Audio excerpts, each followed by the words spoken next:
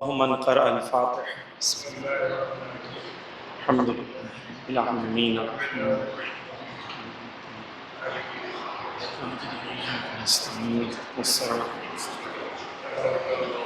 غير المغضوب لا حول ولا قوة إلا بالله العلي العظيم أعوذ بالله من الشيطان الرجيم بسم الله الرحمن الرحيم الحمد لله رب العالمين ثم الصلاة والسلام على أشرف الأنبياء والمرسلين وخاتم النبيين بالقاسم محمد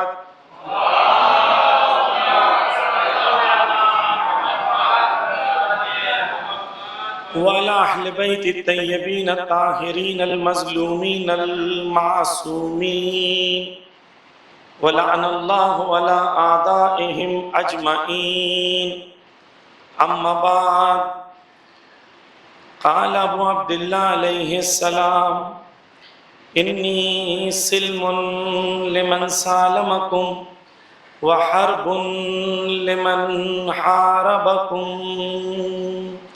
صلوات پڑھتے محمد وعلیہ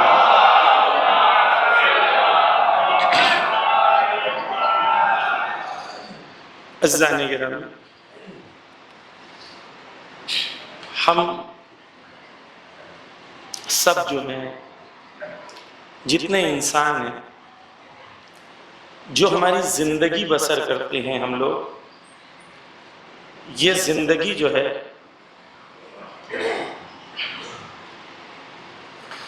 اس میں جتنے بھی انسان اس کائنات میں زندہ ہیں، وہ لوگ دو بنیادی سوال ہر انسان کا، ایک زندگی کیا ہے، زندگی کا مقصد کیا ہے، موت کیا ہے۔ جب تک فلسفہ حیات، زندگی کا پرپز اور موت کی حقیقت، یہ چیز لوگوں کے لیے، انسان کے لیے کلیئر نہیں ہوگی، جو اس کا زاویہ زندگی حیات کے بارے میں ہوگا وہ زندگی ویسے جیے۔ مثال کے طور پر اگر جیسے جوان ہیں، ان کو میڈیا میں، سوشل میڈیا میں اس آئیڈیا کو بار بار سیل کیا جاتا ہے، life is like an ice cream enjoy it before it melts. زندگی آئس کریم کی طرح ہے، اس کا مزہ لے لو اس کے پہلے کہ زندگی ختم ہو۔ تو اگر کسی نے زندگی کو ایسا سمجھا ہے کہ زندگی ختم ہو جانے والی ہے اور زندگی ختم ہونے سے پہلے میں جتنی لذت اپنے جسم کو دے سکتا ہوں مجھے دے دینا چاہیے، تو وہ زندگی ویسے جی۔ اس کی زندگی کا پرپس کیا ہے؟ میرا جسم ہے اور اس جسم کو میں جتنی لذت دلا سکتا ہوں اتنی دلا دوں، جتنی زیادہ میں نے جسم کو لذت پہنچائی اتنا زیادہ میں کامیاب ہوں۔ اور ان کی زندگی کا مقصد 3 پوائنٹس کے اطراف میں گھومتا ہے: منی، پاور اور فیم، پیسہ، قدرت اور شہرت، دنیا پرستی۔ یہ 3 محوروں پہ گھومتی ہے۔ کوئی پیسے کے پیچھے بھاگتا ہے، اس میں لذت کو تلاش کرتا ہے، کوئی قدرت کے پیچھے بھاگتا ہے اور کوئی شہرت کے پیچھے بھاگتا ہے۔ کیوں؟ کیونکہ اس نے زندگی یہ سوچی ہے کہ یہ زندگی کی ایک شروعات ہے اور یہ ایک زندگی کا خاتمہ ہے، مجھے اسی زندگی میں جو اچیو کرنا ہے وہ اچیو کرنا ہے۔ جب میں مر گیا تو زندگی ختم ہو جائے، آئس کریم میلٹ ہو جائے۔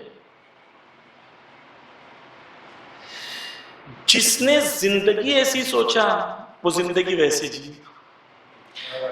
عزیزان گرامی، ممکن ہے کہ کوئی انسان اپنے آپ کو مسلمان کہے، شیعہ کہے، عزادار کہے، لیکن اس کی زندگی کا فلسفہ یہی،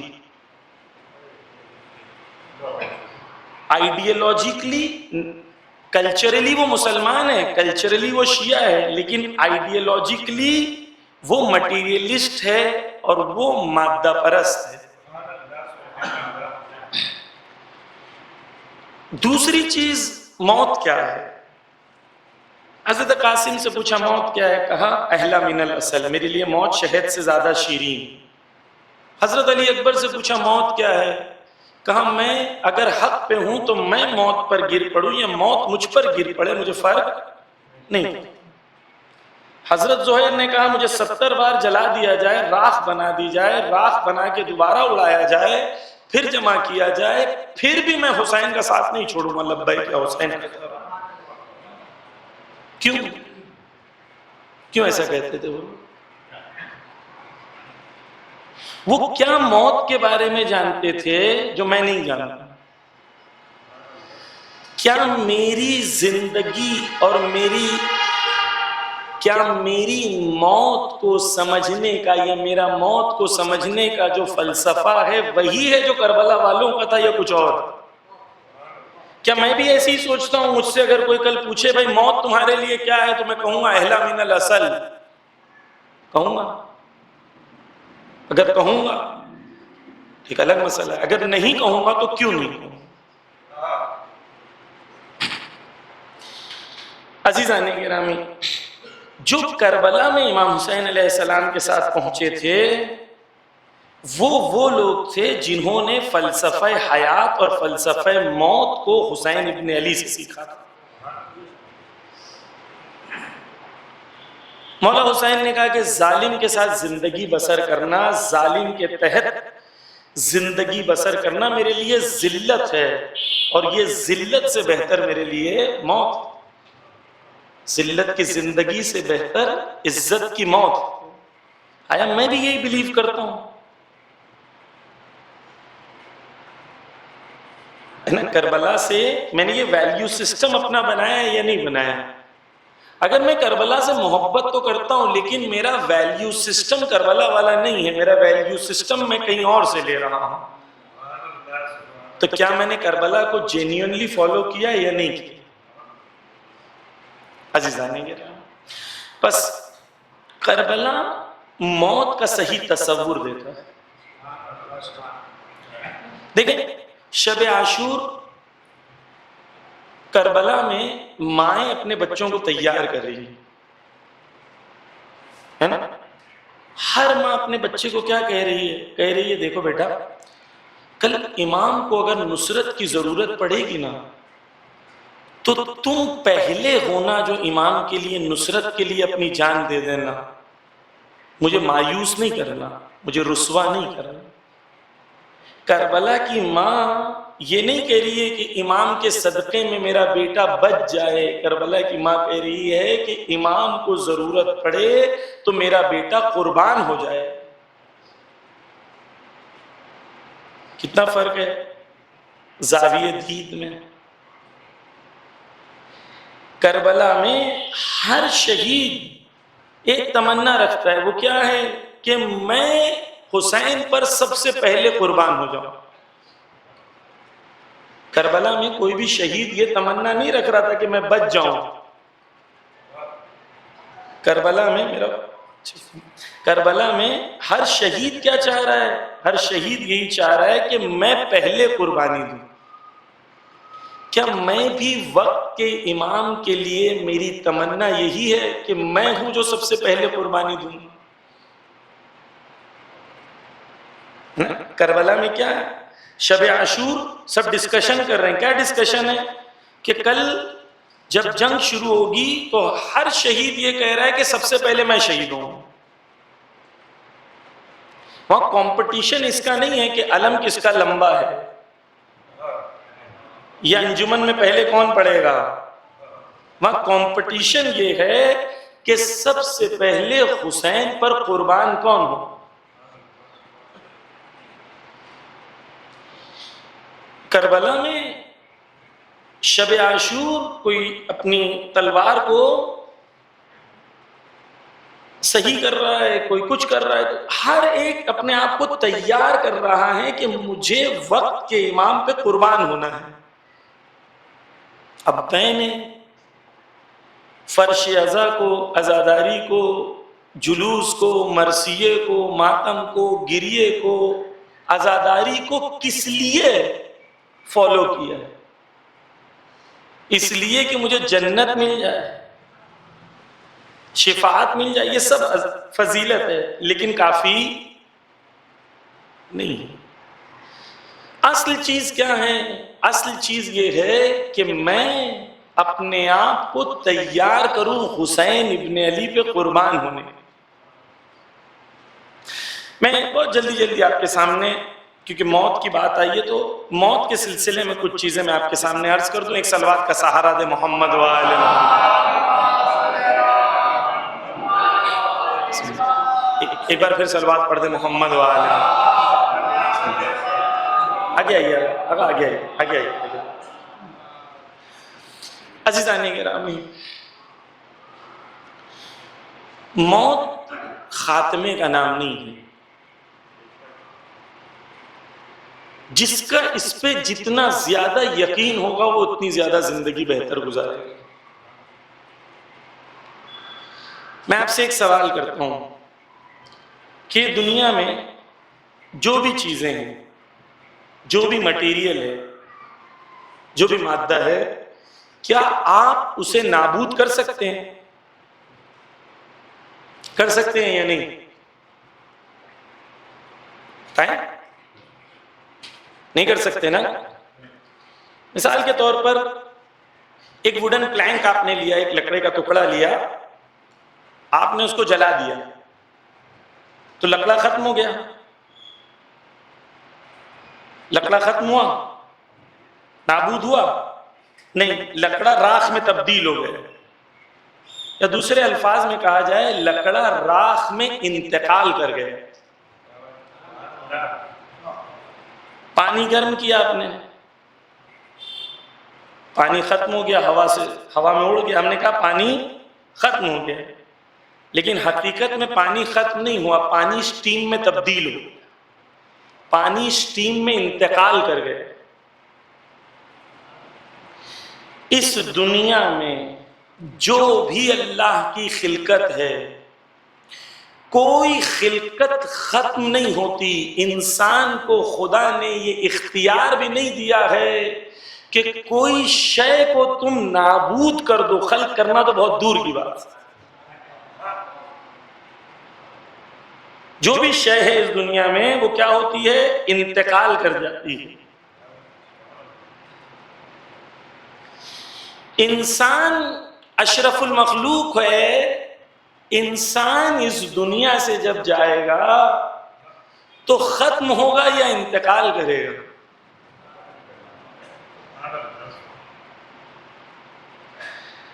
جس کو یہ یقین ہو جاتا ہے کہ یہ دنیا کے بعد کی بھی ایک دنیا ہے، وہ زندگی ویسے جی. رسول اللہ کی ایک بیوی تھی، انہوں نے کچھ گوشت لایا گھر، اور گوشت لانے کے بعد رسول سے کہا کہ اونٹ کٹا تھا، سارا بٹ گیا اور یہ بچ گیا. کیا کہا؟ سارا بٹ گیا، یہ بچ گیا جو میں نے گھر لے آئی. رسول اللہ نے کہا جو تمہیں لگ رہا ہے بٹ گیا وہ بچ گیا. وہ تو وہاں پہنچ گیا نا. اور جو تمہیں لگ رہا ہے کہ بچ گیا یہ ختم ہو جائے گا. جس کا تصور بالکل کلیئر ہو جاتا ہے کہ ایک دنیا اس دنیا کے بعد بھی ہے، وہ الگ طریقے سے زندگی جیتا. اچھا، وہ دنیا اور اس دنیا میں کیسا کمپیریزن ہے کہ یہ دنیا 50 60 70 80 سال کی ہے. اتنے سال کی ہے نا، 90 سال 100 سال، اس سے زیادہ تو نہیں ہوتی. وہ دنیا میں صرف قیامت کا دن 2 لاکھ سال کے برابر ہے، صرف ایک دن.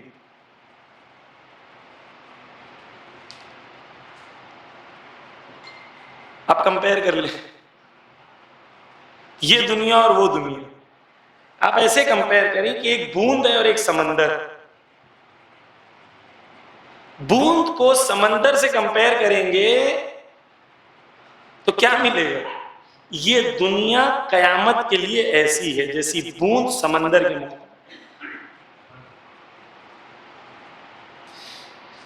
عزیزان گرامی، جسے یہ سمجھ میں آ جاتا ہے کہ وہ دنیا ابدی دنیا ہے، ہمیشہ وہاں رہنا ہے،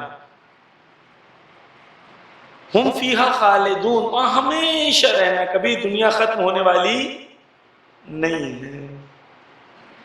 اب کون سی یہ دنیا کی نعمت ہے جو ہمیشہ کے لیے ہونے والی نعمتوں سے مجھے روک رہی ہے؟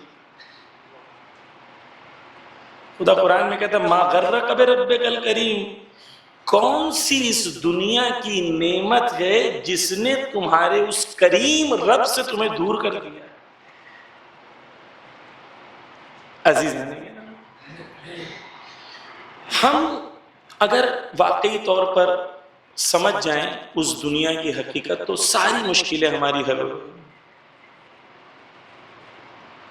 ہم مجلس کراتے ہیں، اتنا بڑا نام لکھتے ہیں من جانب، ہے نا، بڑا بڑا بورڈ پوسٹر میں بار بار اناؤنس ہوگا، بھائی یہ فلاں انجمن کے تحت یہ پروگرام ہو رہا ہے، سب لوگ پہلے بسم اللہ سے کے بعد فوراً فلاں صاحب نے اس پروگرام کو، صحیح ہے نا؟ کیوں؟ کیونکہ اس دنیا کی حقیقت نہیں سمجھی، اور جو لاس ہو رہا ہے اس دنیا میں اس کو خبر نہیں۔ جناب بہلول کا زمانہ ہے، اور جناب بہلول نے کسی نے مسجد بنائی، اور مسجد بنانے کے بعد حضرت بہلول وہاں پہنچے، اور حضرت بہلول نے جا کے مسجد کے اوپر لکھ دیا مسجد بہلول۔ تو جو مسجد جس نے بنایا تھا وہ آ کے جھگڑا کرنے لگا، بولا یہ کیا ہے، مسجد میں نے بنائی ہے، تو نے اپنا نام لکھ دیا۔ تو بہلول نے کہا جس کے لیے بنائی ہے وہ تو جانتا ہے کہ کس نے بنایا ہے،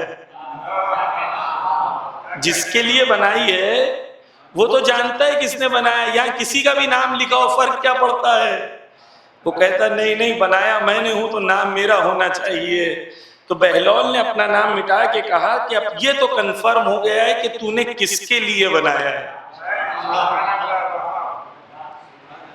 عزیزان، ہم نے مجلسیں کس کے لیے کرائی؟ کتنی بار اپنا نام لکھا ہے؟ جس کے لیے کیا وہ نہیں جانتا ہے کس کے لیے کیا ہے۔ اس دنیا کے اندر اگر باقی رکھنا ہے اپنے اعمال کی، حدیث کیا ہے؟ اعمال کرنا آسان ہے، اعمال کو باقی رکھنا زیادہ سخت ہے۔ پوری رات شب بیداری کر کے آئے، آنے کے بعد بیٹھے ہیں، بول رہے ہیں آواز بیٹھ گئی ہے نا، وہ شب بیداری کر کے آئے ہوں پوری رات۔ معصوم نے کہا پورا ختم۔ ایک شخص تھا نماز پڑھ رہا تھا اکیلے میں مسجد میں، تو نماز پڑھتے پڑھتے کر برابر سے پڑھ رہا تھا، اس کو آہٹ سنائی دی پیچھے سے، تو جیسی آہٹ سنائی دی تو اس کی نماز جو بسم اللہ الرحمن الرحیم، نماز جو اس کی ایک دم سر تال میں ہو گئی۔ نماز ختم ہونے کے بعد پیچھے دیکھا تو پیچھے دیکھا ایک کتا تھا خالی۔ اس نے پوری نماز خدا کے بجائے کتے کے لیے پڑھی تھی۔ رسول اللہ کا زمانہ ہے، رسول اللہ کے زمانے میں ایک آدمی رسول اللہ کے ساتھ لڑتے لڑتے شہید ہو گئے۔ سب نے کہا کہ اتنی بڑی عظمت ہے، رسول اللہ کے ساتھ لڑتے لڑتے شہید ہو گئے۔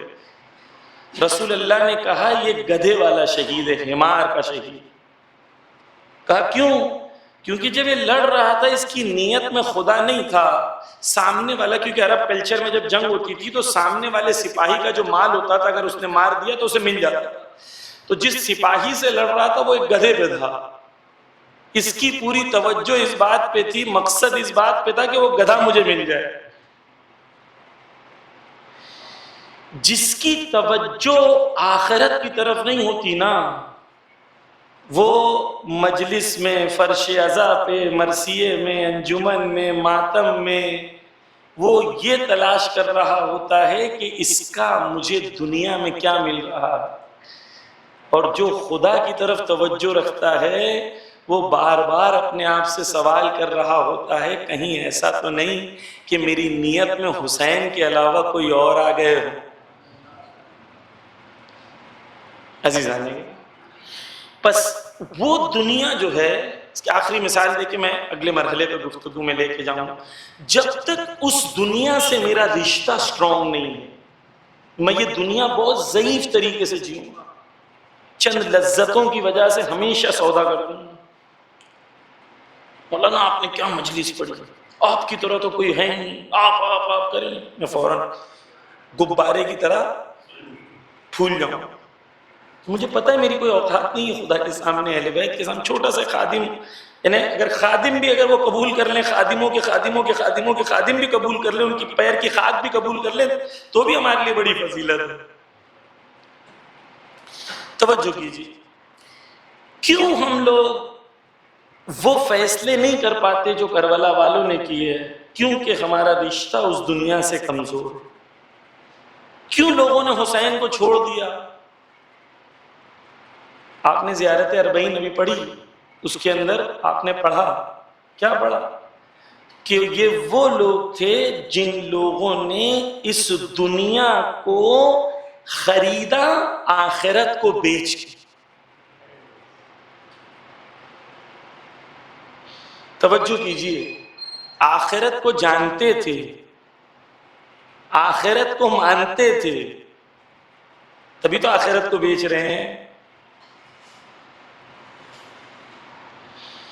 جو خود زیارت اربعین کے جملے ہیں کہ ان لوگوں نے سستا سودا کیا، ثمن قلیل، قرآن میں جو ہے کہ ان لوگوں نے آخرت کو بہت سستے میں بیچ دی۔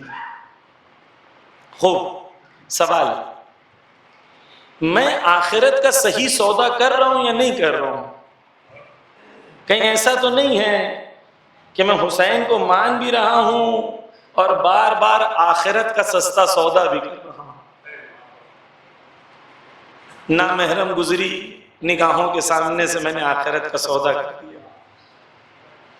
ایک انسٹاگرام پہ میسج آیا، ہاؤ آر یو، میں نے سودا کر دیا آخرت کا۔ ایک ویڈیو کا آپشن آیا آنکھوں کے سامنے، میں نے آخرت کا سودا کر دیا۔ یہی ہے، ان کو برا کہنا، ان کو لعنت کرنا تو آسان ہے، خود میں کیا اس کیریکٹرسٹک سے بچ پایا جو آخرت کا سودا کر رہے ہیں؟ عزیزان دیکھیں، آیت اللہ جواد عاملی ایک مثال دیتے ہیں، اس مثال سے آخرت کا صحیح تصور جو کربلا والے رکھتے تھے، جو مولا حسین رکھتے تھے، جو اصحاب رکھتے تھے، جو اہل بیت رکھتے تھے، جب تک موت اور آخرت کا وہ تصور میرے ذہن میں نہیں آئے گا، میں زندگی صحیح طریقے سے جی سکتا نہیں۔ یہ احساس ہو کہ لمحہ بھر کے لیے میں نے گناہ کیا ہوں، وہاں پر ہزاروں سال عذاب جھیلنا پڑے، انسان زندگی ایسے نہیں جیے، الگ طریقے سے جیے۔ توجہ کیجیے، آیت اللہ جواد عاملی ایک مثال دیتے ہیں۔ مثال کیا ہے؟ غور سے سنیے کہ آپ تصور کریں کہ ایک بچہ ماں کے شکم میں، جب بچہ ماں کے شکم میں رہتا ہے تو وہ بچہ کھاتا ہے، پیتا ہے، سوتا ہے، حتیٰ اپنی ماں کے ساتھ کھیلتا ہے نا، اس کی حیات ہوتی ہے، زندہ ہوتا ہے۔ قرآن نے تو پہلے سے کہا زندہ ہے، حیات ہوتی ہے، زندہ ہوتا ہے۔ بچے کی دنیا ڈیفیکلٹ ہے کہ آسان ہے؟ آسان ہے نا، کھا رہا ہے، پی رہا ہے، سو رہا ہے، پھر کھا رہا ہے، پی رہا ہے، سو رہا ہے، ایسے ہی ہے نا۔ جب بچے کو اس دنیا سے اس دنیا میں لایا جاتا ہے تو بچہ روتا ہے، بچہ روتا ہے۔ کیوں روتا ہے؟ کیونکہ بچے کو لگتا ہے کہ ماں کے شکم سے بہتر کوئی دنیا نہیں، یہاں جی بھی رہا ہے، کھا بھی رہا ہے، سو بھی رہا ہے، زندہ ہے۔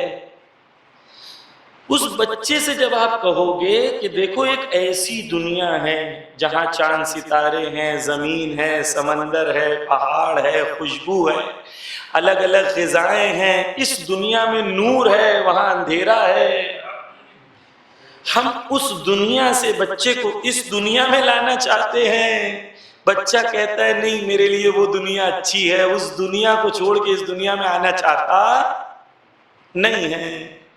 خدا چاہتا ہے اس دنیا کے شکم سے بچے کو لے جائے، یوم قیامت کہا کہ وہاں سمندر ہیں، وہاں ہمیشہ کے لیے نعمتیں ہیں، وہاں جنت ہے، وہاں اہل بیت کا ساتھ ہے، ہم اس دنیا کو چھوڑ کے اس دنیا میں جانے کو تیار۔ جس طریقے سے وہ چھوٹا بچہ ماں کے شکم کو چھوڑنے کو تیار نہیں ہوتا، اسی طریقے سے ہم اس دنیا کو چھوڑ کے اس دنیا میں جانے کو تیار نہیں۔ جسے یہ بات سمجھ میں آ جائے کہ وہ دنیا چھوٹی ہے، یہ دنیا بڑی ہے، یہ دنیا میں زیادہ فیسلٹیز ہیں، تو وہ دنیا آرام سے چھوڑ دے گا۔ لیکن جب تک توجہ کی، جب تک وہ ناف ہوتی ہے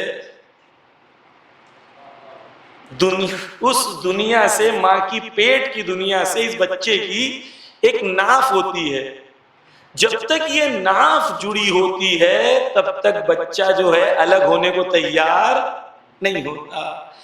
ہم بھی جب روز قیامت کے لیے تیار ہوتے ہیں، اس دنیا سے اس دنیا جانا چاہتے ہیں، اس دنیا سے ہماری ناف جڑی ہوتی ہے، جو اس ناف کو کاٹ دیتا ہے اس کی موت آسان ہو جاتی ہے، اور جو اس ناف کو نہیں کاٹ پاتا اس کی موت بڑی سخت ہو جاتی ہے۔ امام خمینی جیسا شخص، امام خمینی نے کہا کہ جب میری موت کا وقت آئے گا تو میرے پوتے کو میرے سامنے سے ہٹا دینا، کیونکہ میرے پوتے سے میرا دل جڑا ہوا ہے، کہیں ایسا نہ ہو کہ فرشتے مجھے اس دنیا میں بلا رہے ہوں، اس دنیا کی محبت مجھے یہاں کھینچ رہی ہے۔ جو یہ زنجیروں سے بندھا ہوا ہے اس دنیا کی، وہ نہ اس دنیا کے لیے تیاری کر سکتا ہے، نہ وقت کے امام کی خدمت میں حاضر ہو سکتا ہے۔ زنجیریں قید کری ہوتی ہیں دنیا کی، اور انہی زنجیروں کو توڑنے کا نام ولایت ہے۔ جب تک اس دنیا کی زنجیروں کو نہیں توڑو گے، ولایت کے اندر اطاعت کی منزل پہ نہیں پہنچو گے۔ بس عزیزان گرامی، کیوں کربلا والے موت سے نہیں ڈرتے؟ کیوں رہبر معظم موت سے نہیں ڈرتے؟ کیوں سید حسن نصر اللہ موت سے نہیں ڈرتے؟ کیونکہ انہوں نے اپنے آپ کو اہل بیت کے در کا شاگرد بنایا، کربلا سے موت کا صحیح تصور سیکھا، سمجھا۔ بس عزیزان گرامی، پہلی بنیادی چیز کربلا سکھاتا ہے کہ انسان کی حیات بہت چھوٹی ہے۔ مولا حسین توجہ کیجیے، کہتے ہیں کہ میرے لیے موت ایسی ہے جیسی ماں کے شیر سے بچہ محبت کرتا ہے، شیرخوار بچہ ماں کے شیر سے محبت کرتا ہے، اس سے زیادہ میں موت سے محبت کرتا ہوں۔ میں موت سے ایسے محبت کرتا ہوں؟ نہیں کرتا تو کیوں نہیں کرتا؟ تیار ہوں موت کے لیے؟ اگر موت کے لیے تیار نہیں ہوں تو کربلا سے سیکھا کیا میں نے؟ کربلا یہ نہیں سکھاتا کہ تم موت سے نہ ڈرو، کربلا سکھاتا ہے تم موت سے محبت کرو۔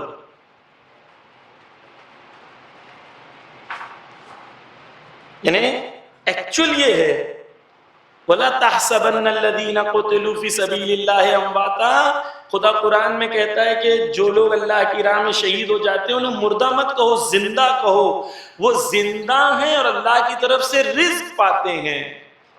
سوال، میں ایسے بننا چاہتا ہوں؟ یا میں چاہتا ہوں کہ صرف کوئی اور بنے، میں صرف کلیپ کروں، آپ نے بہت اچھا کام کیا. میں آڈینس ہوں یا پلیئر ہوں؟ حق و باطل کی جنگ میں کہاں ہوں؟ میں پلیئر ہوں، سپاہی ہوں، یا میں صرف ایک آڈینس ہوں؟ کوئی اچھا کرے گا تو بولوں گا واہ، کوئی برا کرے گا تو بولوں گا بہت غلط. لیکن میں ہوں حق اور باطل کی جنگ میں یا نہیں؟ یہ سوال. اس کے لیے موت کا صحیح تصور اور حیات کا صحیح تصور ہونا ضروری ہے. سید حسن نصر اللہ کیوں شہید ہوئے؟ کیوں شہید ہوئے؟ سید حسن نصر اللہ کی جب شہادت ہوئی، جوان جا کے ویڈیو دیکھیے ان کا، جو آخری ان کی سپیچ ہے، اور آخری سپیچ کا آخری جملہ ان کا یہ ہے کہ پھر ملیں گے شہداء کے خون کے ساتھ. یعنی اپنی شہادت سے کچھ دن پہلے ان کی نفس اس مقام پہ تھی کہ اپنی شہادت کو جانتی تھی. کتنی نفس بلند ہے. آخری سپیچ میں وہ اپنی نفس سے بات کر رہے ہیں، کہہ رہے ہیں یہ نفس جو ہے وہ کسی کے احاطے میں نہیں آ سکتی. زمین اور آسمان اور سمندر اور پہاڑ، دنیا کی کوئی شے بھی نفس کے اوپر احاطہ حاصل نہیں کر سکتی. نفس اس سے بالاتر ہے. یہ کب کہہ رہے ہیں؟ شہادت سے کچھ روز پہلے. یعنی وہ نفس اپنی شہادت کو جانتی تھی. سوال، کیوں شہید ہو گئے؟ مولانا بہت بڑا نقصان ہو گیا ہمارا، قاسم سلیمانی شہید ہو گئے، آغا رئیسی سے شہید ہو گئے، سید حسن نصر اللہ شہید ہو گئے، کتنے شہید ہو گئے، نقصان بہت ہوا ہمارا. سوال، کیا شہادت نقصان ہے؟ اگر شہادت نقصان ہوتا تو سب سے بڑا نقصان کربلا میں تھا. لیکن آپ اور میں سب جانتے ہیں کہ حسین کی شہادت کے بعد اسلام خون حسین سے زندہ ہوا ہے اور آج تک زندہ ہے. یہ مانتے ہیں نا؟ تو شہادت نقصان نہیں ہوتا، شہادت قیمت ہوتی ہے جو ہمیں دینی ہوتی. اور ہر بار جب ہم قیمت دیتے ہیں تو کوئی چیز کے عوض میں دیتے ہیں. وہ کیا چیز ہے جس کے عوض میں ہم نے قیمت دی ہے؟ وہ ظہور امام زمانہ جل اللہ تعالی فرجہ الشریف.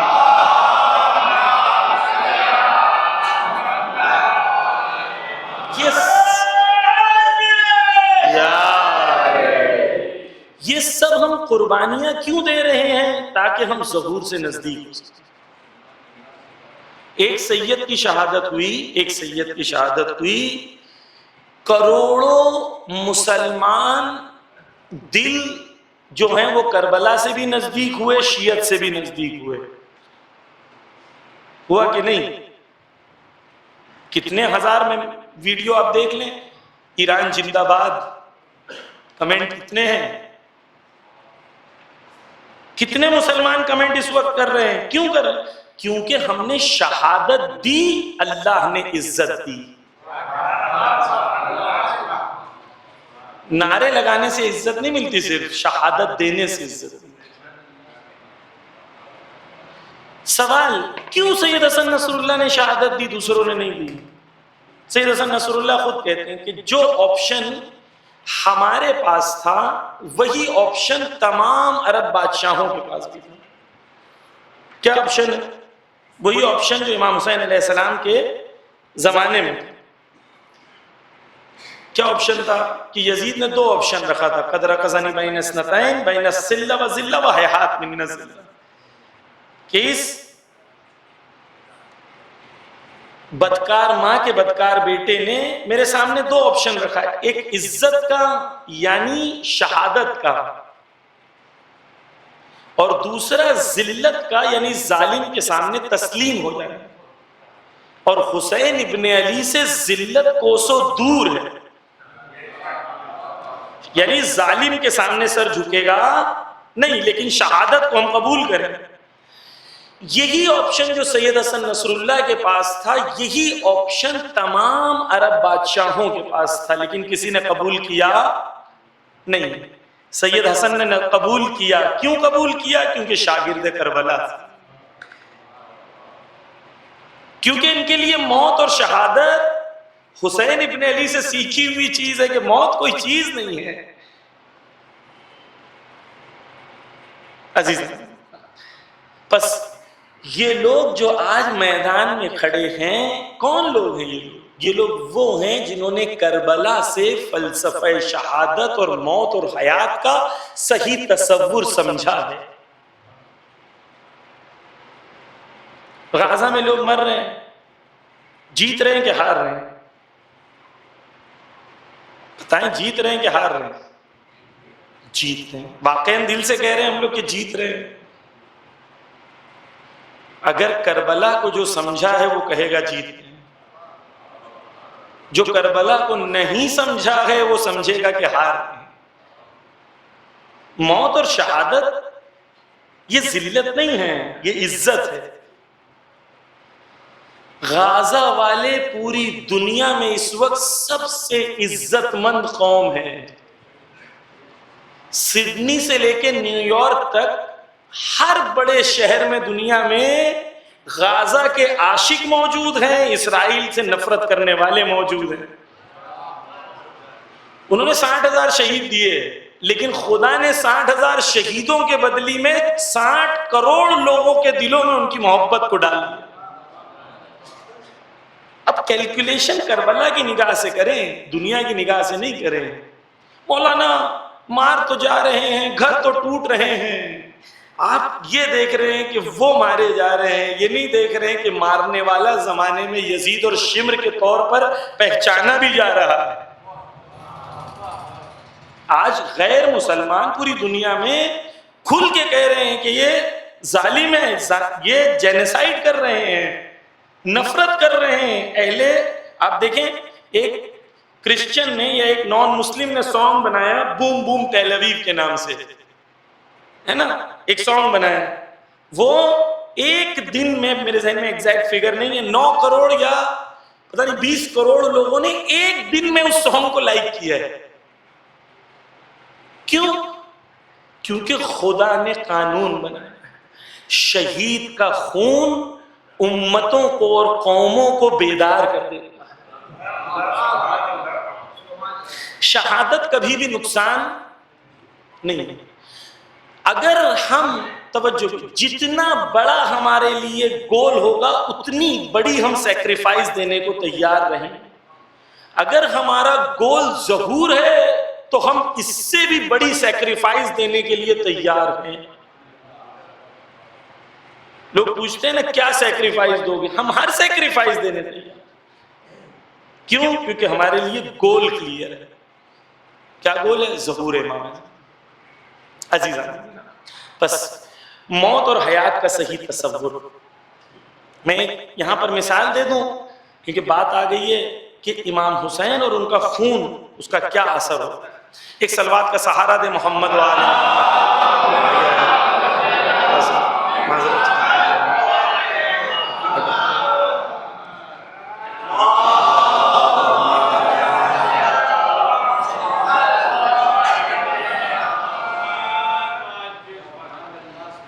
توجہ، ہم لوگ امام حسین کو کہتے ہیں کہ السلام علیک یا ثار اللہ وابن ثارہ.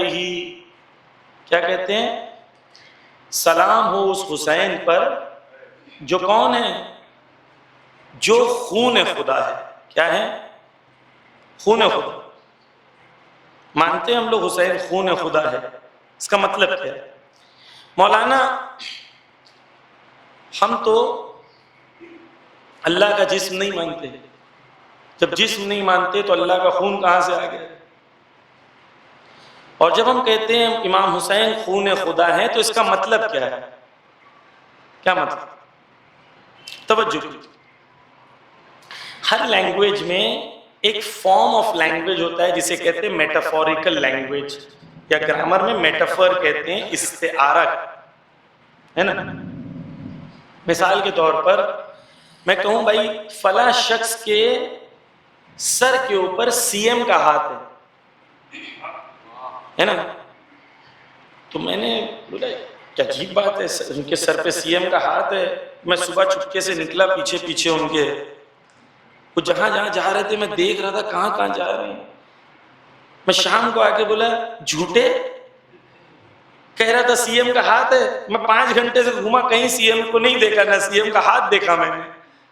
تو کہے گا مولانا اتنا بھی نہیں سمجھ میں آتا آپ کو، سی ایم کا ہاتھ مطلب لٹرل ہاتھ نہیں ہے، یہاں پر ہاتھ سے مراد قدرت ہے. ہاتھ یہاں پر آپ کو مثال دی جا رہی ہے تاکہ آپ کا ذہن قریب ہو کہ اس کے سر پہ اس کا ہاتھ ہے، یعنی سایہ ہے، یعنی قدرت، یعنی طاقت اس کے پیچھے سی ایم کی ہے. ایسے ہی ہے نا، خدا کہتا مار رمیتا، تم نے نہیں مارا میں نے مارا، تو اس کا مطلب اللہ نے آگے مارا نہیں. اللہ کہہ رہا ہے تم نے جس قدرت سے مارا وہ قدرت میں نے دی، ہے نا. Metaphorical language. اب غور کریے کہ میں جب کہتا ہوں کہ امام حسین خون خدا، اس کا مطلب یہ ہے کہ جس طریقے سے جسم میں خون کی ضرورت ہوتی ہے اسی طریقے سے دین اسلام کو حسین ابن علی کی ضرورت ہے. میں آپ لوگوں سے بہت ہی معذرت کے ساتھ، میں اگر اس تھوڑا پیر اوپر کر لوں، اگر آپ لوگوں کی اجازت ہے، بہت انکمفرٹیبل اور ہل بھی رہا ہے بار بار، میں آپ لوگوں کی اجازت ہے اگر معذرت میں جو ہے یہ بار بار ایسے ہوتا ہے، یہ جو ہے اللہم صلی علی محمد.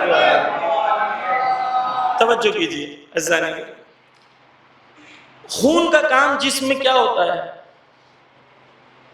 جو سائنس کے اسٹوڈنٹ یہاں کوئی ہے سائنس کا اسٹوڈنٹ ہے؟ سائنس کے اسٹوڈنٹ، سائنس کا جو اسٹوڈنٹ ہے وہ یہ جانتا ہے کہ خون کیا کرتا ہے، بلڈ کے سیلز کو آکسیجن سپلائی. ہر سیل جو ہے جسم کا ہر جز جو ہے وہاں پر بلڈ جا کے کیا کرتا ہے، آکسیجن سپلائی. جہاں آکسیجن سپلائی ہوتا ہے اس پارٹ میں حیات ہوتی ہے، حرکت ہوتی ہے، زندگی ہوتی ہے نا. خون جہاں پہنچتا ہے وہاں پہ حیات ہوتی ہے. خدا نے امام حسین کو زیارت عاشورہ میں لقب خدا نے دیا ہے، حدیث قدسی ہے، تو اس کا مقصد ہے یعنی کہ جہاں خون پہنچ رہا ہے حیات ہے، اور جہاں خون نہیں پہنچ رہا ہے وہاں سیل ڈیڈ ہو جاتا ہے، فالج مار دی جاتی ہے. اب سمجھ میں آیا کہ جہاں حسینیت پہنچی امت مسلمہ میں وہاں حیات نظر آئی، بلندی نظر آئی، وہاں پر عزت نظر آئی. جہاں حسینیت نہیں پہنچی وہاں موت نظر آئی، ذلت نظر آئی. ہم نے دیکھا ایران میں حسینیت پہنچی، لبنان میں پہنچی، یمن میں پہنچی، فلسطین میں پہنچی، تو یہاں پہ حیات نظر آئی، عزت نظر آئی، سربلندی نظر آئی، حرکت نظر آئی. اور جب ہم نے دیکھا سعودی میں، قطر میں، دبئی میں، بحرین میں یہاں حسینیت نہیں پہنچی تو دین تو نظر آیا لیکن مردہ دین، فالس مارا ہوا دین نظر آیا. زندہ آباد، مردہ آباد.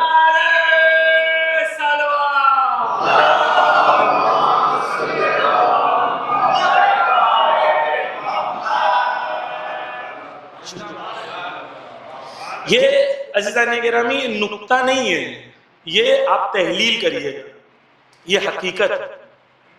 جہاں امام حسین کربلا عزاداری صحیح فارم میں پہنچی، صحیح طریقے سے پہنچی، معیار پہنچا، اقدار پہنچا، ویلیوز پہنچی، وہ قوم زندہ نظر. اب دیکھیں دہلی میں ایک جوان ہے، پولیس سامنے آتی ہے کہتی ہے رہبر معظم کا فوٹو نیچے کر دو. زندہ جوان تھا، ہاتھوں کو بلند کر کے کہتا ہے یہ لو میں نے اوپر کر دیا، جسے جھکانا ہے جھکا لو. یہ زندہ قوم کی نشانی ہو جن کو صحیح طریقے سے دین پہنچتا ہے. ڈرتے نہیں ہیں. امام خمینی کہتے ہیں ہم کس چیز سے ڈرے؟ مار دو گے تو ہم کربلا والے ہیں، بھوکا رکھو گے تو رمضان والے ہیں، جیل میں ڈال دو گے تو سید سجاد والے ہیں. کس چیز سے ڈرے ہیں؟ ڈرے کس چیز سے؟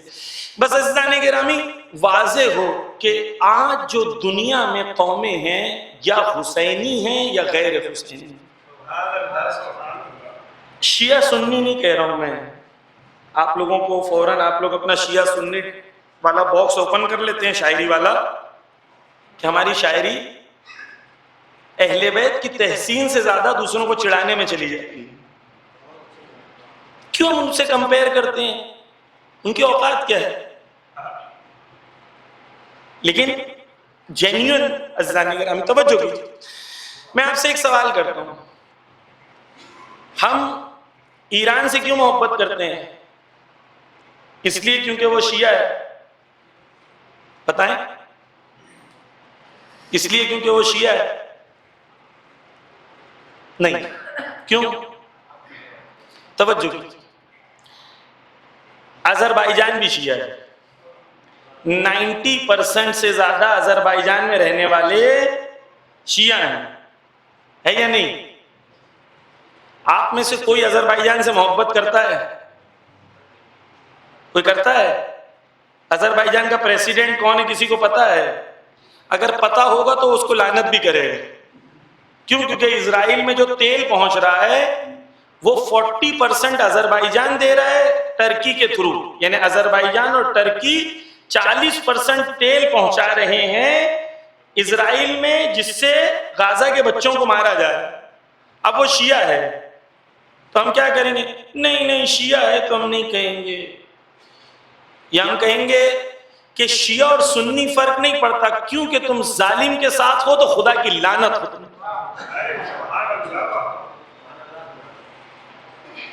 آذربائیجان سے ہم محبت کر سکتے تھے اگر آپ تعصب کی بنیاد پہ محبت کرتے.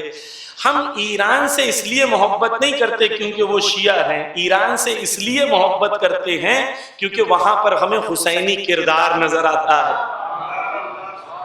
معیار ہے ہمارے وہاں، حق و باطل کا معیار ہے، تعصب کی بنیاد پہ نہیں ہے، معیار کی بنیاد پر ہے. ہم وہ قوم نہیں ہے کہ نام سے کوئی ہمیں گمراہ کر دے، کوئی تھوڑا سا ڈمرو بجائے اور قوم جو اس کے پیچھے چلنے لگے، وہ قوم نہیں ہے. توجہ کیجیے. اس وقت عزیزان گرامی دنیا میں 2 خیمے، ایک خیمہ حق اور ایک خیمہ باطل، ایک خیمہ حسینیت اور ایک خیمہ یزیدیت. خیمہ حسینیت میں اس وقت شیعہ بھی ہیں، سنی بھی. ہم یہ تعصب کی نگاہوں سے باہر نکلے تب ہم ظہور کے لیے کام کر پائیں گے. آپ دیکھیں ایران شیعہ، فلسطین سنی. فلسطین میں کوئی شیعہ تو ہے نہیں، بہت کم ہوں گے شیعہ، ہیں کم الحمدللہ، آہستہ آہستہ بڑھ رہے ہیں لیکن بہت کم ہیں. حزب اللہ شیعہ، اور یمن میں جو زیدی شیعہ ہیں انہیں زیدی شیعہ کہتے ہیں، لیکن فرقے کے حساب سے یہ حنفی ہیں، 4 خلیفہ کو مانتے ہیں، لیکن آئیڈیالوجی کے حساب سے امام حسین سے نزدیک. خوب 2 شیعہ 2 سنی.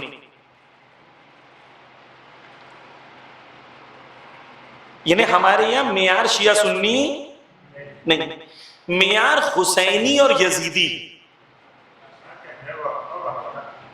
این ممکن ہے کہ فلسطین میں رہنے والا سنی ہونے کے باوجود حسین ابن علی سے زیادہ قریب ہو، اور آذربائیجان میں رہنے والا شیعہ یزیدیت سے زیادہ قریب ہو. یہاں کوئی سنی نہیں ہے، ہو سکتا ہے ہوں، کیونکہ میری مجلسوں میں الحمدللہ آتے ہیں سنی، لیکن ہم کسی کو خوش کرنے کے لیے نہیں کہہ رہے، یہ ہماری آئیڈیالوجی ہے. آیت اللہ سیستانی کہتے ہیں اہل سنت کو اپنا بھائی مت کہو، اپنی جان کہو. میں آپ سے ایک ہاتھ جوڑ کے ایک بات پوچھنا چاہتا ہوں. کیا ہمارے ممبر ایسے ہیں جیسے آیت اللہ سیستانی چاہتا ہے؟ کیا ہمارے ممبر ایسے ہیں جیسے آیت اللہ خامنہئی چاہتے ہیں؟ کیوں ایسا ہے کہ ہمارے کمانڈرز کچھ اور ہیں، حوالدار کچھ اور؟ یہ قوم کو حوالدار چلا رہی ہے یا کمانڈر چلا رہا ہے؟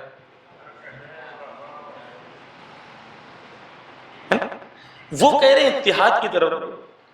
عزیزان جو بانیان مجلس ہے، میں بہت ہاتھ جوڑ کے 10 بستہ آپ سے گزارش کروں گا، یہ ممبر امام زمانہ کی ملکیت ہے، یہ ممبر انٹرٹینمنٹ کے لیے نہیں ہے، یہ ممبر انٹرٹینمنٹ کے لیے نہیں ہے، مقصد حسین اور وقت کے امام کی خدمت۔ اگر آپ نے معیار کے حساب سے اس ممبر پہ لوگوں کو نہیں بلایا، ہمارے یہاں تو اگر آپ کو چپراسی بھی بننا ہو تو ایک پوچھتے ہیں بھائی کیا پڑھے، لیکن ممبر پہ بلانے کے لیے کسی سے پوچھا نہیں جاتا تم نے کیا پڑھا،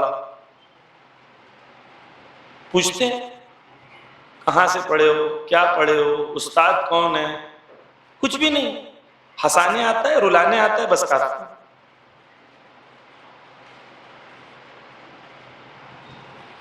عزیزان گرامی، قوم تب تبدیل ہوگی جب امام خمینی نے کہا کہ ہمارے محراب اور ممبر سدھر جائیں گے تو قوم خود سدھر جائے۔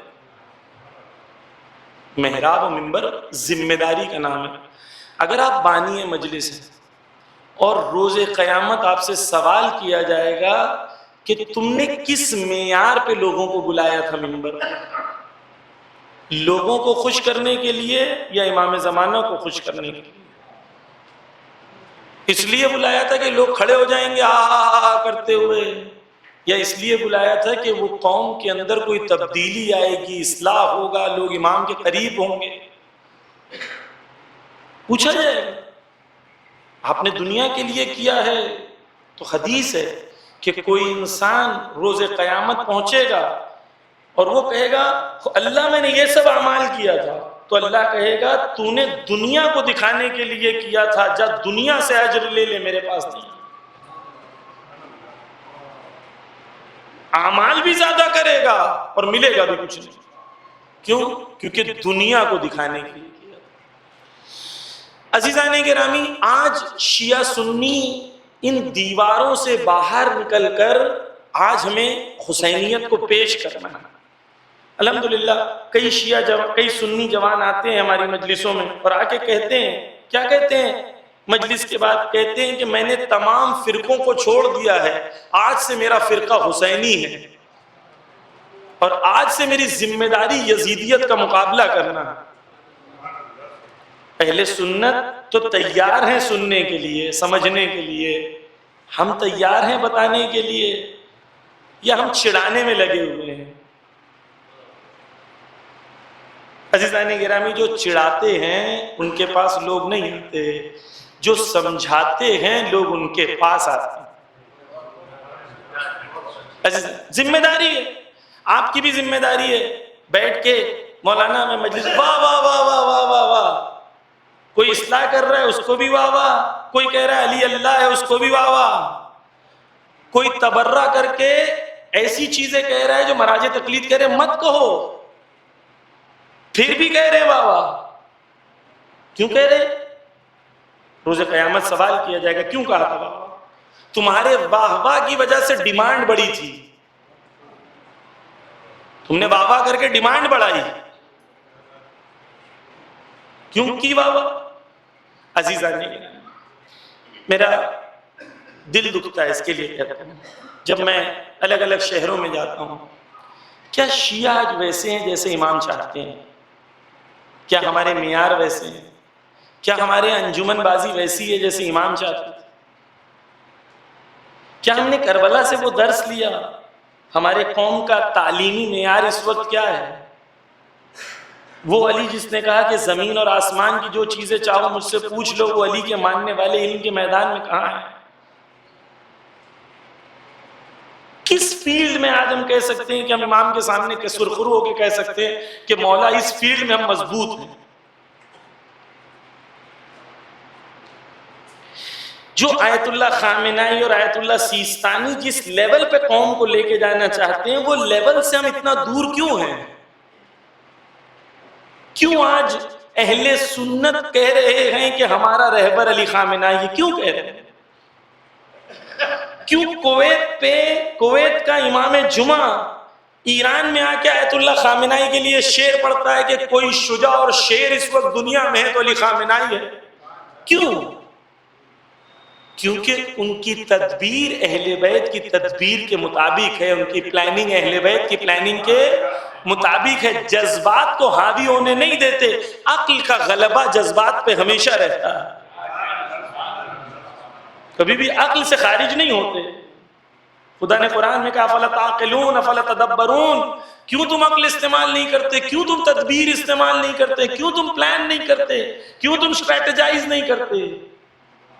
عزیزان، بس ممبر آج کی دنیا میں خاص طور پر جب اہل سنت کے درمیان ہزاروں لاکھوں جوان کہہ رہے ہیں کہ ہم سے چھپایا گیا ہے، ہم جاننا چاہتے ہیں، ہم سمجھنا چاہتے ہیں، کیونکہ وہ بیزار آ چکے اپنے لیڈروں سے، اپنے علماء سے، اپنے رہبروں سے۔ وہ دیکھ رہے ہیں کہ جینیون کوئی قوم ہے تو وہ شیعہ ہے، کیونکہ قربانی دے رہی ہے حق کی راہ میں، ڈرتے نہیں ہیں، شہادتیں دے رہے ہیں، کربلا کو مانتے ہیں۔ وہ تو آپ سے جاننا چاہتے ہیں، سیکھنا چاہتے ہیں۔ اگر ہم نہیں سکھائیں گے، روز قیامت چہرہ دکھا پائیں گے حضرت زہرا کو؟ دکھا پائیں گے چہرہ؟ بس میں 10 بستہ گزارش ہی کر سکتا ہوں، اس سے زیادہ تو میں کچھ کر نہیں سکتا، کہ معیار بدلیں، لوگوں کو بلائیں۔ حتیٰ یہ وہ زمانہ آ گیا ہے کہ ہمیں اہل سنت کی مسجد میں جا کے ساتھ میں پروگرام کرنے کی ضرورت ہے۔ اگر ہمارا اپروچ صحیح رہے گا تو وہ بلائیں گے۔ آج اہل سنت کے بڑے بڑے یوٹیوب چینل شیعہ علماء کو بلا رہے ہیں۔ کیوں بلا رہے ہیں؟ کیونکہ وہ جاننا چاہتے ہیں شیعہ علماء سے حقیقت ہے۔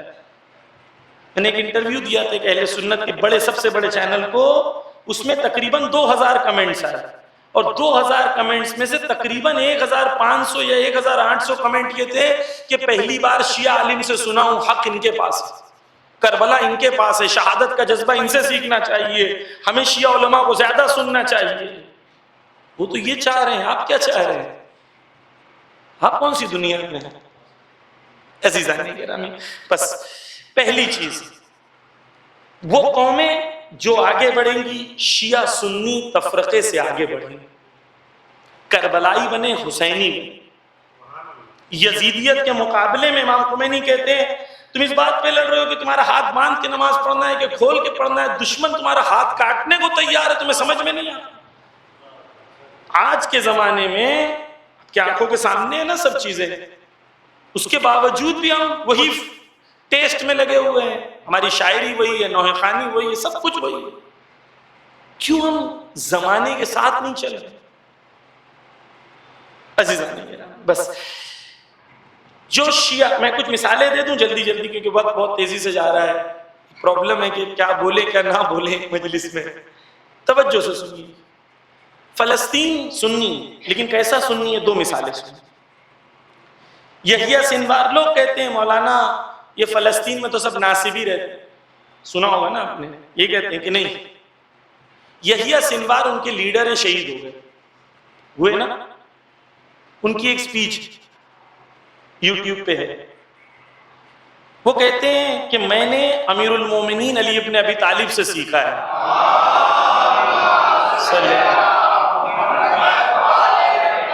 کیا کہہ رہے ہیں؟ میں نے علی سے سیکھا ہے۔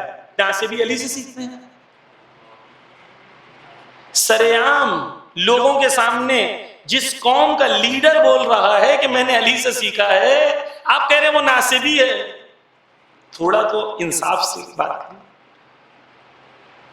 ہو سکتا ہے 2 4 10 20 جیسے ہماری قوم میں بھی ہیں منحرف لوگ، ہر جگہ ہوتے ہیں۔ آپ دیکھیں ان کا لیڈر کیا کہہ رہا ہے، وہ کہہ رہا ہے میں نے علی ابن ابی طالب سے سیکھا ہے۔ کیا سیکھا ہے جوانو؟ سنو، سپیچ میں کہتا ہے کہ میں نے علی سے سیکھا ہے، نہج البلاغہ میں ہے، کہ دنیا میں 2 دن ہیں۔ کتنے دن ہیں؟ 2، 3 نہیں، 4 نہیں، 2 دن ہیں۔ ایک دن وہ ہے جس دن تمہیں موت آنے والی ہے، اور دوسرا دن وہ ہے جس دن تمہیں موت آنے والی نہیں ہے۔ دو ہی دن ہے نا، ایک دن موت آئے گی، ایک دن موت نہیں آئے گی. جس دن تمہیں موت آنے والی ہے، موت آنے والی ہے، پوری دنیا مل کے بھی تمہیں بچانا چاہے تو بچا سکتی نہیں ہے. اور جس دن تمہیں موت نہیں آنے والی، پوری دنیا مل کے بھی مارنا چاہے تو مار سکتی. مولا علی نے نہج البلاغہ میں. پھر اسرائیل پرانی داستان ہے، لیکن اسرائیل کو اس نے چیلنج کیا اور راستے سے چل کے گیا، اپنے گھر کے باہر گیا، کرسی نکالا، باہر رکھا، ویڈیو ہے یوٹیوب پہ آپ دیکھ سکتے. لیکن وہ قوم کا رہبر کہہ رہا ہے میں نے علی سے سیکھا. ابھی اربعین ہوئی، وہاں پر ایک موقف تھا القدس لنا، قدس ہمارا ہے. اس موقف میں پچھلے سال تو میں تھا، 1000 سے زیادہ لوگ فلسطین سے آئے تھے. یہ سال غازہ سے راستے بند تھے تو کم آئے تھے. پچھلے سال 1000 سے زیادہ موقف میں خدمت گزار فلسطین سے آئے تھے. یہ ناصبی ہے. کیا ہو گیا؟ کیوں تعصب ہمارا غلبہ کر لے؟ پچھلے سال میرے ایک دوست تھے، وہ چل رہے تھے اربعین میں، تو وہاں پر ایک شخص ملا، اس شخص کا نام تھا عبداللہ نام. اس شخص نے، اس کا ویڈیو ایک وائرل ہو گیا تھا، جس ویڈیو میں اس کے گھر میں جب بم گرا تو یہ ملبے کے نیچے اپنی بیٹی کو ایسے گلے سے لگا کے لیٹا ہوا تھا. 3 دن تک بیٹی سینے پہ تھی، ملبہ اوپر تھا، ہاتھ ہلا نہیں سکتا تھا. 3 دن تک پتا نہیں یہ بیٹی زندہ ہے کہ مر گئی. 3 دن کے بعد جب ملبے سے نکالا تو سب شہید ہو گئے تھے، بیٹی بھی شہید ہو گئی تھی. سب کو لگا کہ عبداللہ بھی مر گئے. جب یہ عبداللہ باہر آیا تو لوگوں نے دیکھا نہیں زندہ ہے، حرکت تھی باڈی میں. کچھ دنوں کے بعد یہی عبداللہ کربلا میں، اربعین میں، موقف میں زائرین کے پیر دبا رہا تھا. یہ بچا نہیں تھا، اسے حسین نے بچا لیا تھا. میرا دوست پوچھنے گیا ان سے، عبداللہ ہم اتنی موتیں دیکھتے ہیں، شہادتیں دیکھتے ہیں، ویرانی دیکھتے ہیں، ہمیں بڑا مایوسی ہوتی ہے، ہمیں تمہیں مایوسی نہیں ہوتی؟ پہلے تو اس نے اوائڈ کیا، پھر تھوڑی دیر کے بعد کہتا ہے کہ ہم نے مل کے یہ ارادہ کیا. کیا ارادہ کیا؟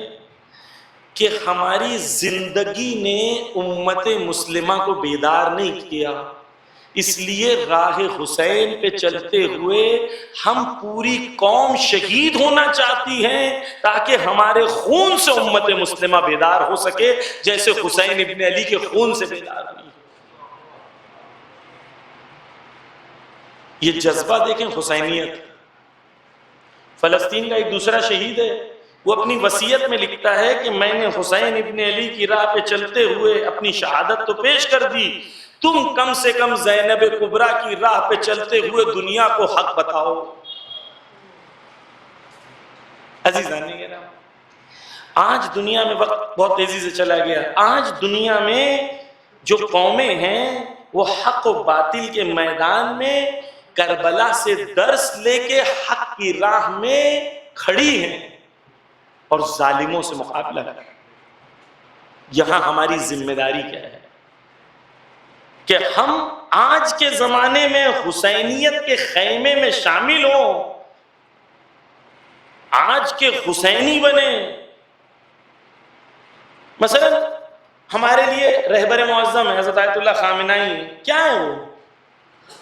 کیا ہم نے نظام ولایت فقیہ جس طریقے سے رہبری اور لیڈرشپ اور اسلامک گورنمنٹ کا سسٹم ہے اس کو ہم نے جینیونلی فالو کیا ہے، یا ابھی بھی ہم شک کی منزل میں؟ نہیں پتا مولانا. پوری دنیا تو مانتی ہے کہ اسلامی لیڈرشپ کسی کے پاس ہے تو علی خامنہئی کے پاس ہے. شیعہ خود شک کے اندر ابھی تک مبتلا ہے.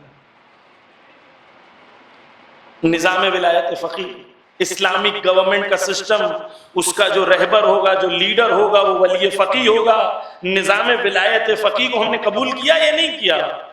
یا ہم ابھی گول گول کر رہے ہیں بس؟ مولانا یہ سب بات منبر سے نہیں پڑھے. کیوں نہیں پڑھے؟ اب نہیں پڑھے تو کب پڑھیں؟ آج تو حق و باطل واضح ہے نا عزیزان گرامی. بس آج نظام حق اور نظام باطل یزیدیت اور حسینیت بالکل کلیئر ہے دنیا کے ساتھ، اور حسینیت کے خیمے کی رہبری اس وقت علی خامنہئی کے ہاتھ، اور یزیدیت کے خیمے کی رہبری امریکہ اور اسرائیل کے ہاتھ میں، اور باقی سب ان کے چھوٹے موٹے پٹو جو ہیں جن کی کوئی اوقات نہیں ہے۔ یہ حق و باطل کا خیمہ ہے، اس میں میں نیوٹرل نہیں رہ سکتا، مجھے نہیں پتا، نہیں۔ ہم لوگ کیا پڑھتے ہیں زیارت عاشورہ میں؟ لعن اللہ امتن قتلت ولعن اللہ امتن ظلمت ولعن اللہ امتن سمیت بذالک فرضیت، 3 قوموں پہ لعنت، قاتلوں پہ، ظالموں پہ، اور اس قوم پر جو ظلم دیکھے اور کانوں سے سنے اور راضی رہے، یعنی جو بیچ میں رہ جائے اس پہ ہم لعنت بھیجتے ہیں۔ خاموش حق کا ساتھ دینا ہے، واضح ہونا چاہیے حق و باطل۔ آج دنیا میں جتنا حق و باطل واضح ہے اتنا کبھی بھی واضح نہیں ہوا تھا۔ ایک اور چیز میں کہہ دوں کیونکہ جوانوں کی بات ہے، جوان جو ہے عزیزان گرامی، جوان خاص طور پہ سنیں، ایک بادشاہ تھا، غور سے سنیں، ایک بادشاہ تھا، اس نے اعلان کیا تاریخ میں کہ میں ولایت امیر المومنین کا دفاع کروں گا، ڈیبیٹ کروں گا، اور بی بی زہرا کا صلوات پڑھ دیں کی ذات مقدسہ کے لیے، محمد صلی اللہ علیہ محمد وآلہ، ان کے فدق کے لیے میں ڈیبیٹ کروں گا۔ اور اپنی بادشاہت میں اس نے تمام اہل سنت کے بڑے بڑے علماء کو بلایا اور سب کے ساتھ ڈیبیٹ کیا۔ ہماری کتاب میں کئی پیجز میں یہ ڈیبیٹ سب ہے، سب نے اپنی اپنی دلیلیں دیے، اس نے ہر ایک کی دلیل کا جواب دیا، اس کا منہ توڑ جواب دیا۔ قرآن کے مفسر الگ، محدث الگ، تھیولوجی والے الگ، ہر ایک نے اپنی دلیل دی۔ یہ ڈیبیٹ کئی دنوں تک چلی، اس نے سب کو ڈیبیٹ میں ہرا دیا۔ آخر میں اس نے پوچھا کہ دیکھو آپ کی جان امان میں، ڈرنا نہیں، آپ جو دلیل دینا چاہیں دلیل دیں، کوئی پرابلم نہیں ہے۔ ان لوگوں نے کہا، سب سنی علماء نے کہا کہ ہمارے پاس کوئی دلیل بچی نہیں، ہم مانتے ہیں کہ آپ کے پاس جو دلیل ہے مولا علی کے حق پہ ہونے کی اور حضرت فاطمہ زہرا کے فدق کے ہونے، ان کا ہونے کی، یہ آپ کے پاس دلیل سٹرونگ ہے، ہمارے پاس جواب نہیں۔ جوانوں، یہ شخص جو ہے یہ کیسا شخص ہے آپ کی نظر میں؟ بتائیں کیسا شخص؟ جنتی ہے جنتی کہ نہیں؟ یہ شخص 8ویں امام کا قاتل ہے، مامون ہے، ایک طرف سے ڈیبیٹ کر رہا ہے تاکہ ثابت کرے دنیا کے سامنے کہ میں علی والا ہوں، اور دوسری طرف سے جو 8واں علی ہے اس سے لڑ رہا ہے۔ آج دنیا میں، آن لائن دنیا میں کچھ ایسے ہیں کہ ایک طرف سے ثابت کر رہے ہیں کہ میں علی کا دفاع کر رہا ہوں، اور دوسری طرف سے اسی علی کے نمائندے کو گالیاں دے رہے ہیں۔ آپ کی غیرت گوارا کرتی ہے کہ آپ کے رہبر کو، آپ کے لیڈر کو، آیت اللہ سیستانی کو، امام خمینی کو، رہبر کو کوئی ایسے الفاظ سے پکارے کہ میں ممبر سے کہہ نہیں سکتا، ایسے الزام لگائے جو میں ممبر سے کہہ نہیں سکتا، آپ اس کی تعریف کریں؟ یعنی شیعہ اہل بصیرت ہونے چاہیے، زانے کے رہنے، ہر ڈمرو بجانے والے کے پیچھے نہیں چلنا چاہیے۔ ہم کس کے پیچھے چلتے ہیں؟ توجہ کیجئے، 30 سال، 40 سال، 50 سال ایک مجتہد ثابت کرتا ہے کہ علم اہل بیت میں وہ سب سے زیادہ ہے، اخلاق اہل بیت میں سب سے زیادہ ہے، لوگ دیکھتے ہیں اس کے کردار کو، اس کی رفتار کو، اس کے گفتار کو، اس کے اخلاق کو، اس کے علم کو، اس کی فقاہت کو، اس کی شجاعت کو، جب سب دیکھتے ہیں تب تب وہ مرجع تقلید بنتا ہے.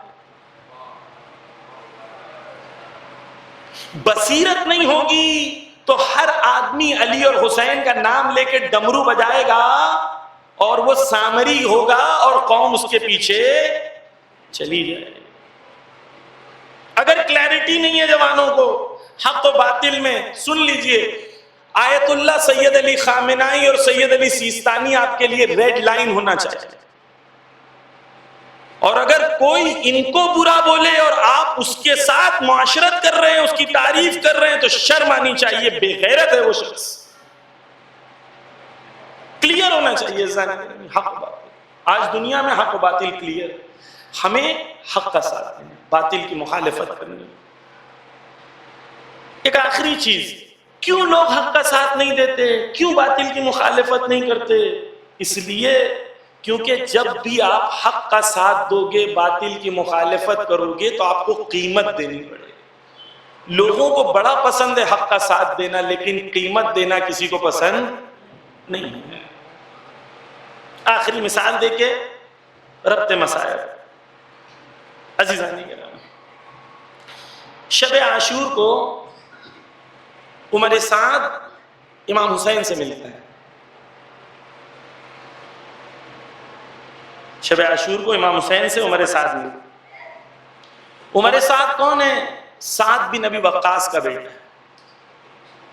سعد بن ابی وقاص اہل سنت کے بڑے صحابی. اس کو کربلا میں اس لیے لایا گیا تھا کہ جب امام حسین شہید ہوں گے تو لوگ یہ کہیں گے کہ بھائی دو بڑے صحابی تھے، ایک بڑے صحابی کے بیٹے نے دوسرے بڑے صحابی کے بیٹے کو مارا.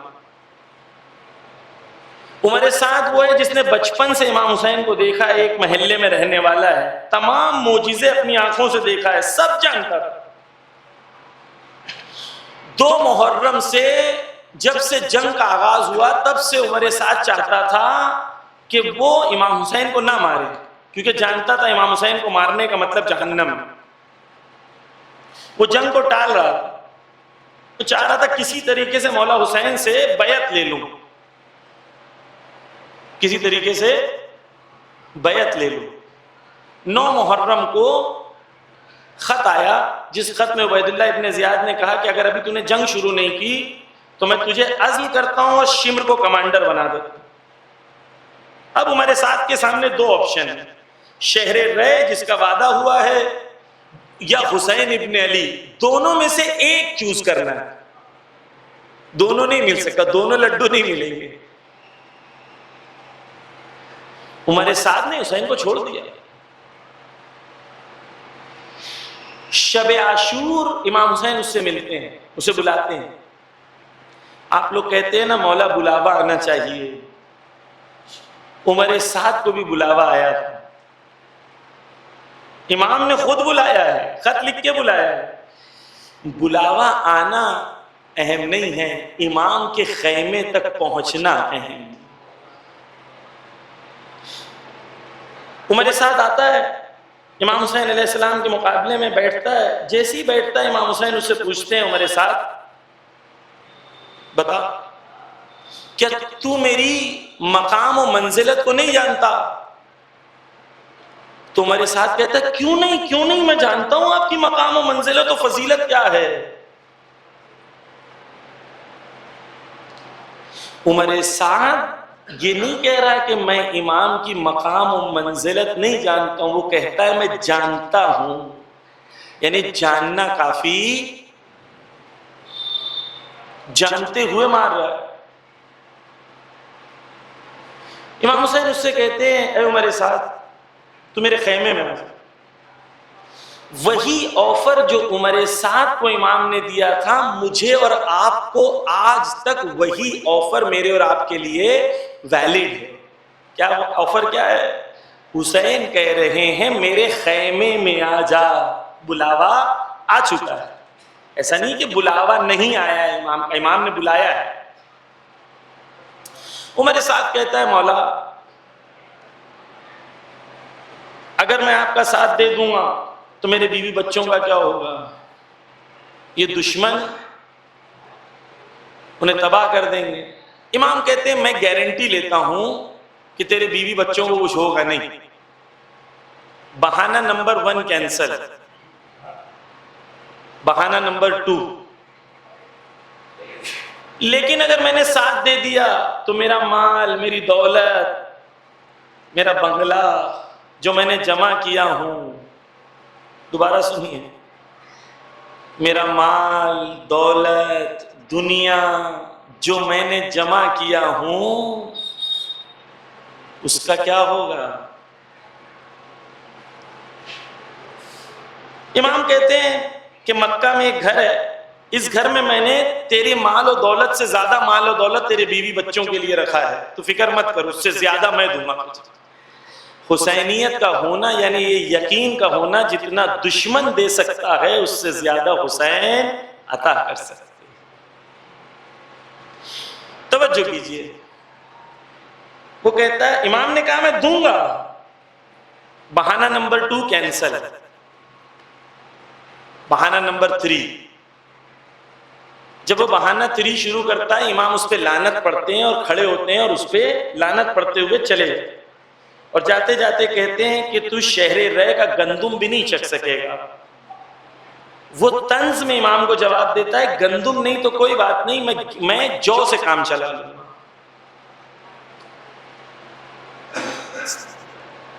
امام نے بلایا، آفر دیا، خیمے میں آ جاؤ کہا، یہ آیا نہیں. آیا؟ کیوں نہیں آیا؟ آج امام زمانہ مجھے بلا رہے ہیں کہ میرا ناصر و یاور و مددگار بن جا، کیا مجھے وہی چیزیں نہیں روک رہی جو عمر سعد کو روک رہی تھی؟ عمر سعد پہ لعنت کرنا آسان ہے، لیکن اپنی نفسوں میں چھپے ہوئے عمر سعد کو پہچاننا بہت سخت ہے.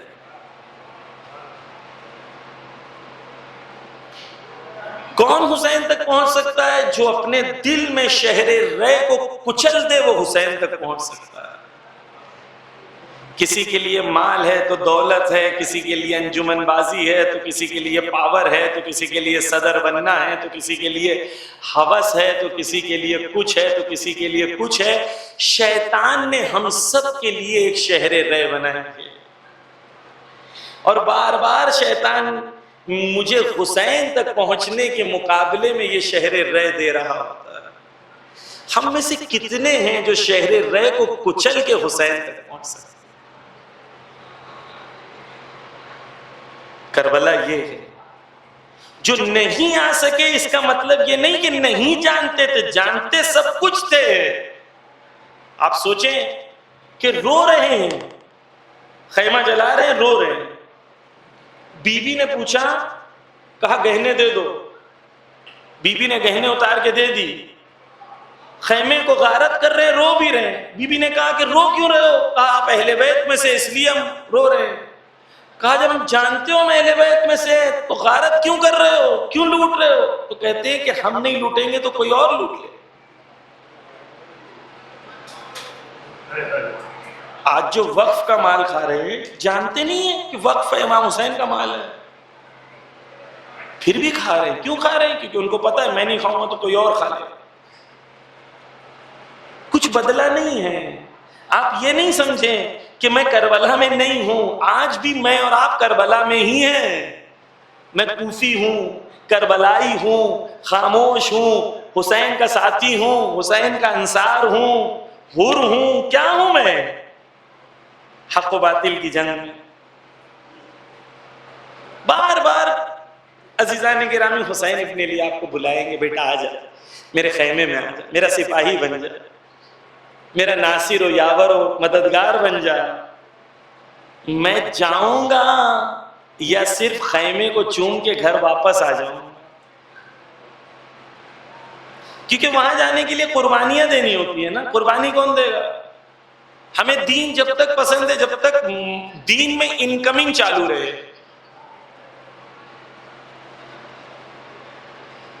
ہمیں انکمنگ والا دین پسند ہے، آؤٹ گوئنگ والا دین، خون دینے والا دین. وہ قومیں جو آج کامیاب ہیں وہ قومیں حسینی ہیں، جذبہ شہادت رکھتے ہیں، جذبہ کربلا رکھتے ہیں، خود کو قربان کرنے تیار ہیں، اس لیے کامیاب ہیں. ظہور تک وہ قومیں کامیاب بنیں گی جن کا ویلیو سسٹم کربلا سے لیا گیا ہوگا. کربلا میں 72 تھے، یہ لوگ 72 کے بدلی 72 لاکھ اور 72 کروڑ ایسے بنیں گے. حزب اللہ والے کیوں کھڑے میدان میں؟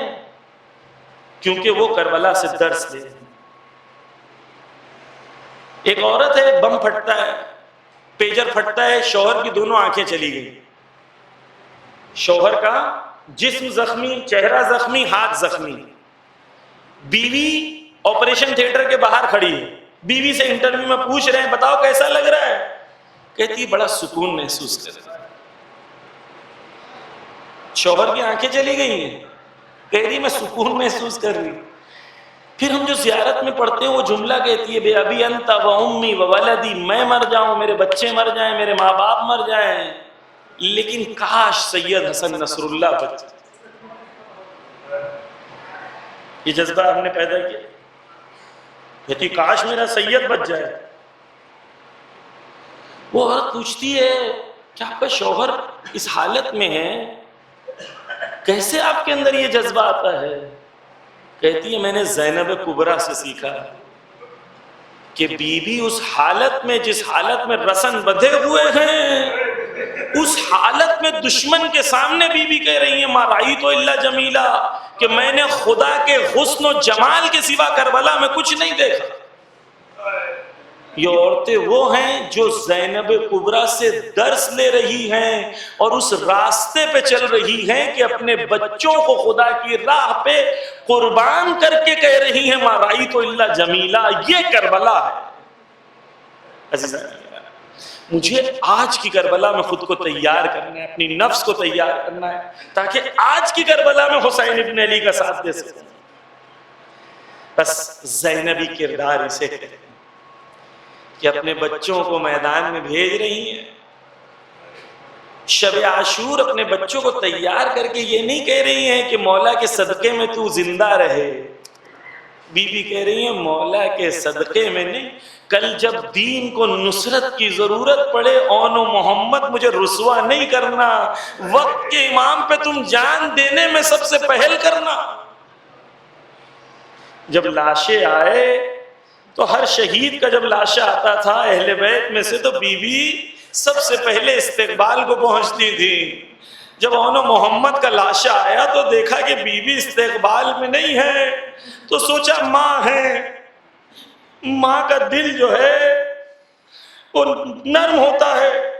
تو جب خیمے میں گئے تو پتا چلا کہ بی بی سجدے میں اللہ کا شکر کر رہی ہے. خدایا تیرا شکر ہے کہ تو نے شہادت کو قبول کر لیا. یہ مقام ہے بی بی کا. ارباب اعزا بس یہی بی بی ہے جو پورے سفر میں اپنے بیٹوں پہ نہیں روئی، بار بار حسین ابن علی پہ روئی. 11 محرم کو جب کربلا سے گزری ہے، آپ تصور کریں کہ ایک ایسا میدان ہے جس میدان میں لاشیں پڑے ہوئے ہیں، اور نہ کہ صرف لاشیں پڑے ہوئے ہیں بلکہ لاش میں گور و کفن پڑے ہوئے ہیں. ان لاشوں کے درمیان سے بیویوں کو گزارا گیا. ہر بیوی نے اپنے آپ کو میدان کربلا میں گرا دیا. ہر بیوی اپنے محرم کے پاس پہنچی، اپنے بیٹے کے پاس پہنچی، لیکن حسین زینب کبریٰ کے پاس پہنچی. بڑی مشکل سے سید سجاد نے بی بی کو جدا کیا. بی بی نے اپنے پشت پہ ایک ایک بی بی کو سوار کیا. جب سب سوار ہو گئے تو بی بی میدان کربلا میں اکیلی کھڑی ہے، کوئی سوار کرنے والا نہیں. عجب نہیں عباس کی طرف نگاہ کی ہو، بھیا اے 18 بنی ہاشم کے جوانوں کہاں ہو؟ زینب کبریٰ میدان کربلا میں اکیلی کھڑی ہے، کوئی مددگار نہیں. اللہ لعنت اللہ علی القوم الظالمین. یا اللہ بحق محمد و آل محمد اس حقیر سی عبادت کو تیری بارگاہ میں مقبول فرما۔ دنیا میں جہاں کہیں محبان اہل بیت ہیں ان کی جان مال عزت آبرو کی حفاظت فرما۔ یا اللہ اس فرش ازا کے صدقے میں ہمارے گناہان صغیرہ گناہان کبیرہ کو بخش دے، ہمیں حسین ابن علی کی راہ پہ چلنے کی توفیق عنایت فرما۔